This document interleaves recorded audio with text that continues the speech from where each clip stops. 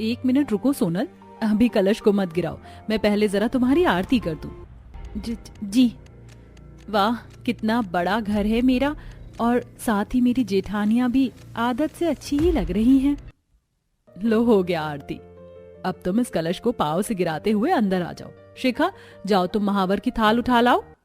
श्वेता के बोलने पर उसकी देवरानी शिखा महावर की बड़ी सी थाली को उठाकर ले आई, जिसके बाद अपने पांव से कलश को गिराते हुए सोनल घर के अंदर आ गई। सोनल के आज ही कामिनी के परिवार में उसके सबसे छोटे बेटे के साथ शादी हुई थी। सोनल के ससुराल में उसकी 4 जेठानियां थीं। चारों ही बड़ी बहुएं अमीर घरों से आई हुई थीं, जबकि सोनल गरीब परिवार की थी। अच्छे से गृह प्रवेश के बाद सोनल घर के अंदर आई, जहां एक मिनट रुको सोनल, ऐसे हम तुम्हें अंदर नहीं जाने देंगे। सही कहा। क्या हुआ? क्यों आप लोग मुझे अंदर नहीं जाने दोगे? मुझसे कोई गलती हो गई क्या? अरे सोनल, तुम तो डर गई। हम तो बस तुम्हें इसलिए रोक रहे थे क्योंकि हम तुम्हारे लिए ये तोहफा लाए थे। बहुओं, तुमने तो मेरी भोली सी बहू को डरा ही दिया। ये हम चारों जेठानियों की तरफ से तुम्हारा शादी का तोहफा, इसे रख लो।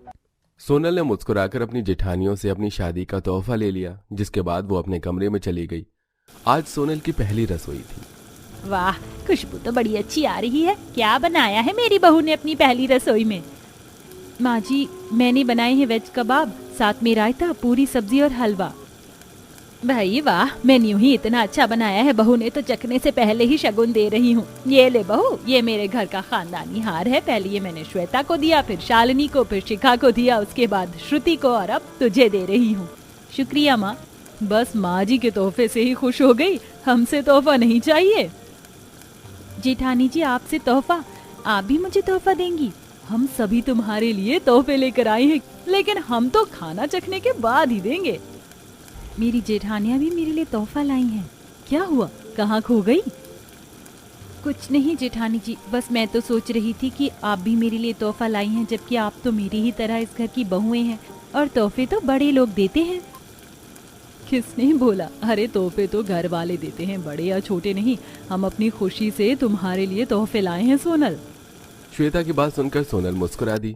कुछ ही देर में सभी ने एक एक कर सोनल के बनाए हुए सभी पकवान खा लिए, जिन्हें खाने के बाद चारों जेठानियों ने सोनल को तोहफे दिए। भाग खुल गए मेरे, तो कितना अच्छा ससुराल मिला है।